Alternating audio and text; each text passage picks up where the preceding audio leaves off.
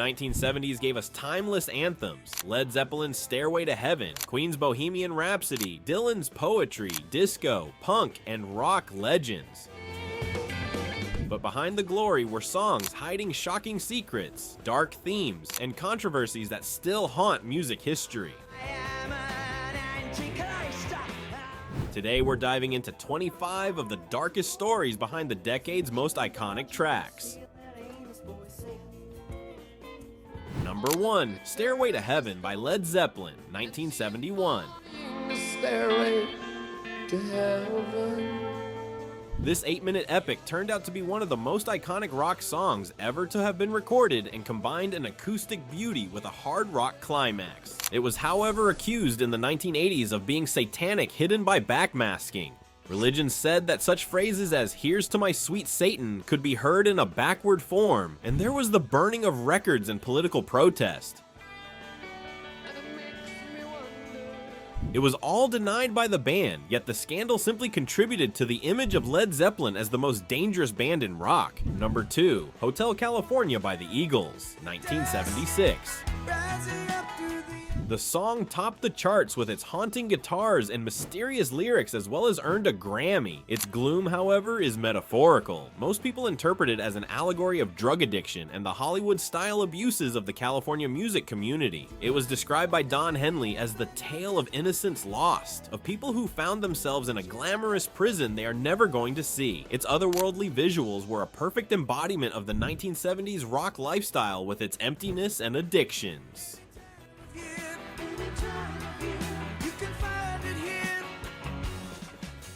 Number 3. Bohemian Rhapsody by Queen, 1975.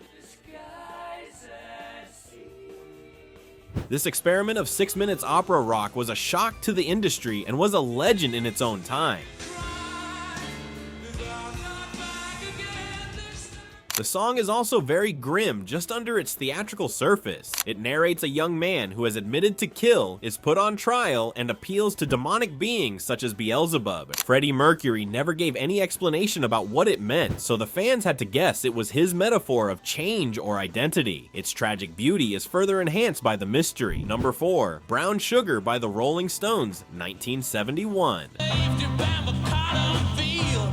It is a song that was difficult to resist with its catchy riff, but the lyrics are quite disgusting, which mentions slavery, abuse, and exploitation. Mick Jagger would later regret it, saying that it was a song of its time. In 2021, the band dropped it in their live performances, noting that it was offensive. Even great rock can have disturbing shadows, and it is proof of it. Number 5. The Night the Lights Went Out in Georgia by Vicki Lawrence. And he said, "Hi, what's doing, whoa?" This storytelling ballad was a surprise #1 hit, released in 1972, and remained on the top of the Billboard Hot 102 weeks. What most listeners fail to realize is that this is really a murder ballad of a man that was wrongfully killed. Because he did not commit the crime, he was killed in a case, but it was his own sister who killed him, and she needed to kill to save her own life. The song narrates the case of a man who returns home only to discover his wife cheating. His friend is murdered, the man is accused, convicted, and hanged all in the same night without a fair trial. The twist ending shows that the narrator was actually his sister who was the murderer, and she waited her brother die instead of admitting. It is a cynical remark of revenge of the lynch law, the rotten little law courts, and the infidelity in the family. It is even more chilling because of the careless manner in which the narrator admits to letting her brother hang. And he said, "Hi, what's doing, whoa?" Number 6. Layla by Derek and the Dominoes. This song, which was released in 1970, did not hit the charts, but it later became one of the greatest rock songs to be ever recorded. The obsession is a reality that was on the verge of being destructive and stood behind the music. Eric Clapton had been in pitiable love with Pattie Boyd, but she happened to be the wife of his close friend George Harrison of the Beatles. The song is a desperate cry of her love by Clapton, named after an impossible love story in Persian. The addiction was ruining Clapton, who was obsessed with Boyd and was seeking the wife of his best friend. However, eventually Boyd left Harrison and married Clapton in 1979, and even there, the marriage was miserable and it was divorced in 1988. The history of the song is convoluted. It is hailed as a masterpiece of unconsummated love. Number 7, American Pie by Don McLean. Published in 1971, this 8.5-minute epic topped the charts and turned out to be among the most discussed songs in the history of pop music. Smile. And I knew if I had my chance that I... In essence, American Pie is a song of death and cultural destruction. It cries over the day the music died, February 3rd, 1959, when Buddy Holly, Richie Valens, and the Big Bopper died in a plane accident. But it is also the loss of innocence and the shadiness that engulfed the culture of America in the 60s. McLean saturates the song with allusions to cultural revolution, political assassinations, bloody mass demonstrations, and the darker aspect of rock music. The sense of loss is what makes the song so haunting. McLean manages to evoke the sense that something valuable was ruined and could never be brought back. Drugs, violence, and disillusionment had replaced the optimism of early rock and roll. It is an eulogy of American innocence.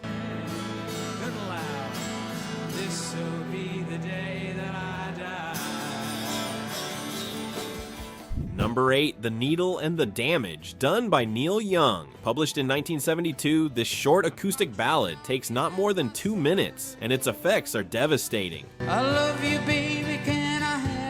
The song refers to the killing of heroin addicts in the music industry by Neil Young, who is her friend. He observed gifted musicians ruining their bodies with needles, and this song is his desperate cry. Young authored it when he observed the degeneration of guitarist Danny Whitten, who died of an overdose in 1972. The song is so chilling because it is so quiet, making the resignation very quiet. Young is not angry or judgmental, he is grieving. He is recording the squandering of talent and life in the style of a documentary.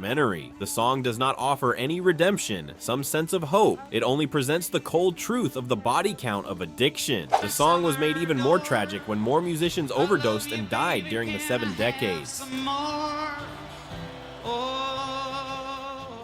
Number 9, Candle in the Wind by Elton John.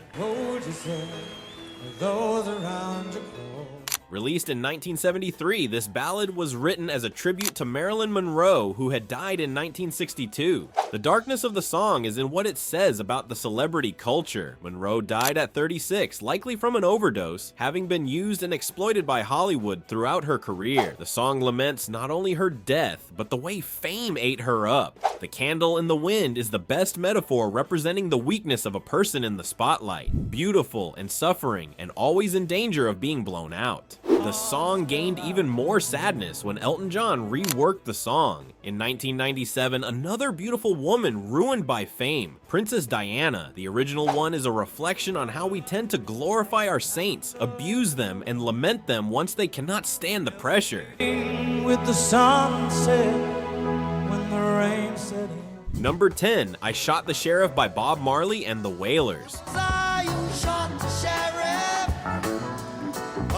Published in 1973, this reggae standard gained even greater popularity when it was covered by Eric Clapton in 1974 and became number 1. The song of reggae is underpinned by a somber message of police brutality, structural injustice, and the desperation to live. The narrator even confesses that he killed a sheriff in self-defense. Marley composed it in the time of severe political violence in Jamaica, when police brutality had become a common phenomenon. The song represents the truth about individuals being in the middle of opposing gangs and rogue law that might have been violent at times. With the police brutality against the black communities in the 70s, the song was a revolution. It allowed expression by individuals who felt preyed upon by what was supposed to be their protectors, and can still be discussed today with references to police brutality and systemic racism.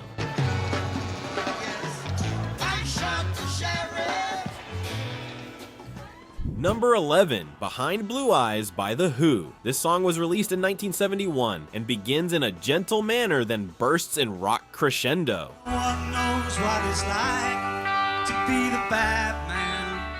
The black thing is that most people are not aware that the song is written in the voice of the bad guy in the rock opera by Pete Townshend. The storyteller is not a misjudged hero. He is a person with actual violent tendencies, but people do not permit him to indulge them. The words are about loneliness and pain, but only slightly suppressed rage and violent fantasies. The most interesting thing about the popularity of the song is that so many people have related to the song, yet what Townshend wrote the song about is not somebody to feel sympathy towards. It is a lesson on how dangerous sometimes appear sympathetic people who drive the story forward. It is something to demonstrate that monsters do not always appear like monsters.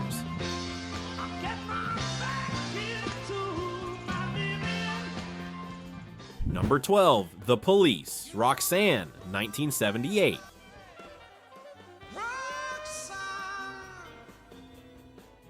This is a highly debatable song that narrates of a man begging a prostitute to quit selling her body. It was written by Sting following experiences in Paris, and although the narrator is desperate and wants to save her, he is also a victim of the same thing that is holding her. It is a subject matter filled with taboo, told as a guy, and though that is a risky approach, it became a hit. Even sensitive songs could work in the mainstream. Number 13, Anarchy in the UK by the Sex Pistols, 1976. This song was not a symbolic one, but a shout of coming out of the closet by punk rock, which actually aroused anarchy. Johnny Rotten proclaimed himself anarchist and anti-Christ, which was shocking to Britain at the time of crisis. It was taken as a factual threat, and the band was banned by the establishment, and this caused the people to be angry. It is black because it follows the nihilism of rebelliousness without any hope, destruction in the name of destruction, and this is what the pure beginnings of punk is.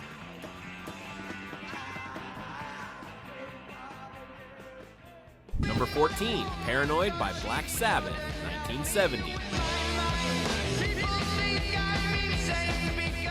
It was heavy and fast, and one of the metal tracks that defined the genre, yet the lyrics are too disturbing. The song is narrated as one fights mental illness, paranoia, and suicidal tendencies, which makes it undramatic and despairing. The tempo is fast, which contradicts the depressing lyrics, making it even worse. It was the original rock anthem, describing with honesty the mental crisis in many people.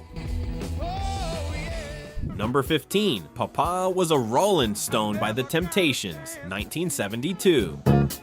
Never heard nothing but bad things about him. This Grammy-winning epic is the story of children who realize the truth about their missing father on the day of his funeral. They learn through the bitter revelations of their mother that he was an unfaithful drunk who left his family alone. The song personifies the destruction of failed homes, with instrumental hypnotics resonating with the emptiness of the hurtful reality. Number 16, Living for the City by Stevie Wonder, 1973. This song is a blistering funk meets social commentary as a young black man attempts to get a better life in New York, but is immediately framed, convicted, and sentenced to prison. Stevie Wonder brings in the harsh reality of institutional racism in America through its verbal dramatization. Published at a time when the country was supposed to move forward, it was meant to challenge the prevailing criminal justice system injustices. His father was ex, some days for 14 hours. Number 17, War Pigs by Black Sabbath, 1970.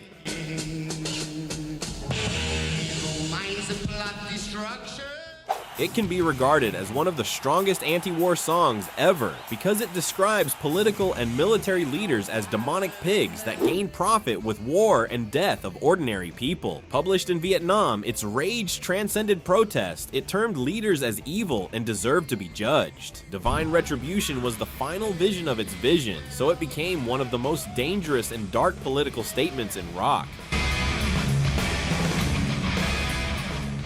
Number 18, Seasons in the Sun by Terry Jacks. This was released in 1974 and became a massive international hit, topping the charts in the US and UK. Think of me and I'll be there. but he hears what the narrator is saying. He is dying, and these are his last goodbyes. He is bidding his friend, his father, and his wife goodbye, and thinking of his too short life. This affords a highly disturbing impression due to the contrast between the sunny tune and the tragic text. The narrator makes an attempt to speak optimistically of his death, but you can tell the desperation behind the nostalgia. Darker still, he speaks to his wife and accepts infidelity and repentance. The only thing that makes it so odd is that the production attempts to make the death pleasant to hear. People humming a funeral dirge to a dying man without even noticing it, the most misleading kind of pop music. Number 19, Rolling Stones' Sister Morphine. Published in 1971, this was co-written with Marianne Faithfull, who had it recorded first. Lying here. The song is first-person narration of the addiction and probable death. The narrator, lying in bed in a hospital, requests morphine whilst observing the other patients and seeing nightmarish visions. It is one of the frankest accounts of drug addiction ever made on film. Not cool, not defiant, simply pathetic and desperate. The disturbing part is the context. A person in a hospital, likely dying, being a beggar for drugs. Marianne Faithfull authored the lyrics based on personal drug addiction experience. The song was provocative and hardly publicized, yet artists knew that it was an unconventional masterpiece of awkward truth. It is the Stones at their most serious, battling addiction devoid of swagger and irony. Number 20, Mother by John Lennon.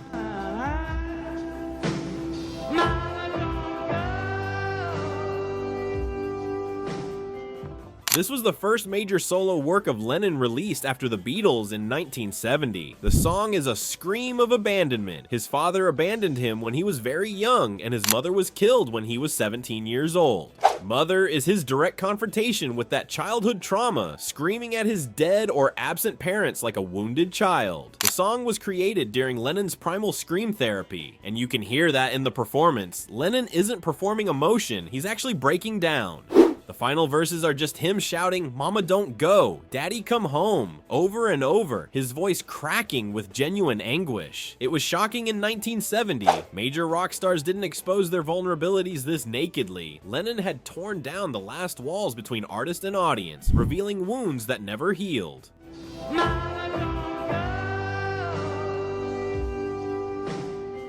Number 21, Ohio by Crosby, Stills, Nash, and Young.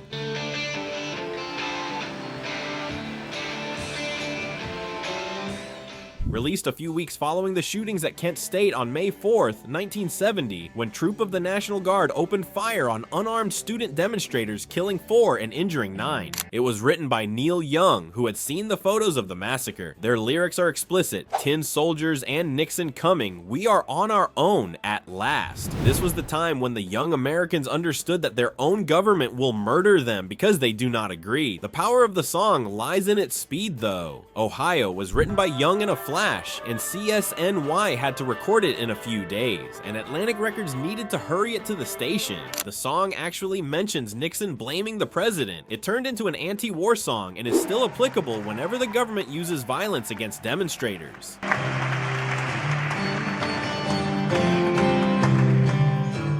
Number 22, Eagles' Desperado. The song was released in 1973, and it was one of the most favorite songs of the Eagles.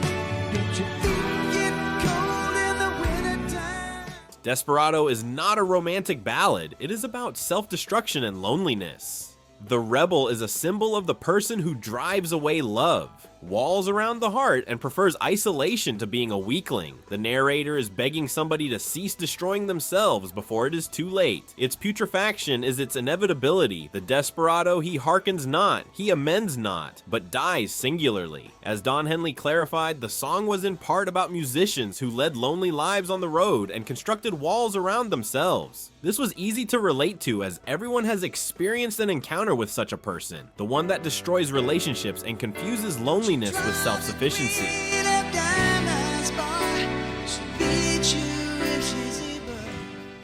Number 23, Lola by The King.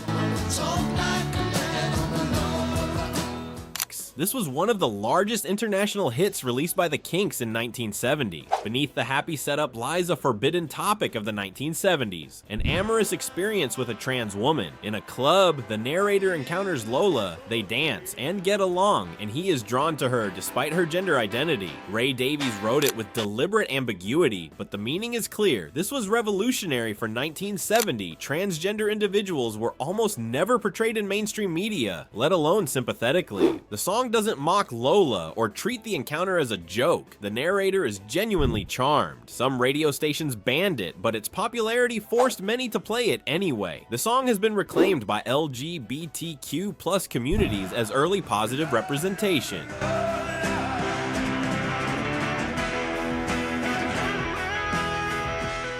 Number 24, Knockin' on Heaven's Door by Bob Dylan.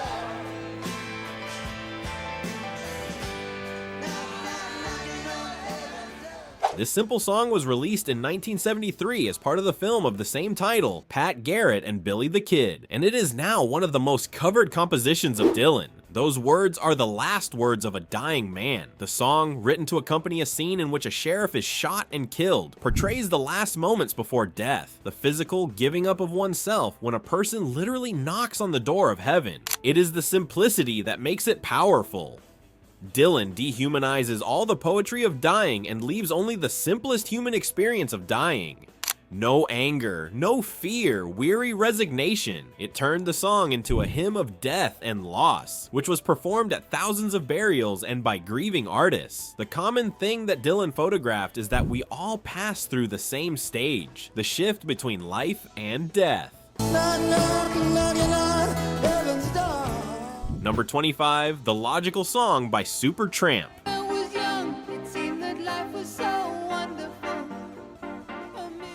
This was one of the largest hits of Supertramp released in 1979. The lyrics, however, narrate a tragic tale of innocence and dehumanization. The narrator recalls his childhood as something magic and wonderful, but writes of how the education system and society systematically extinguished his spirit, training him to be logical, practical, and responsible, which are code words to conform and abandon dreams. The song concerns the process of depersonalization and decreativity by institutions. What is particularly dark about it is that the narrator knows what has been stolen out of him, yet he is unable to take it back. What makes the message even more distressing is the almost mocking cheerfulness of the music itself, as society whistles as it kills souls. Pretty dark stuff, right? But on a lighter note, click the video on your screen to check out 25 one-hit wonder songs from the 1970s you forgot about.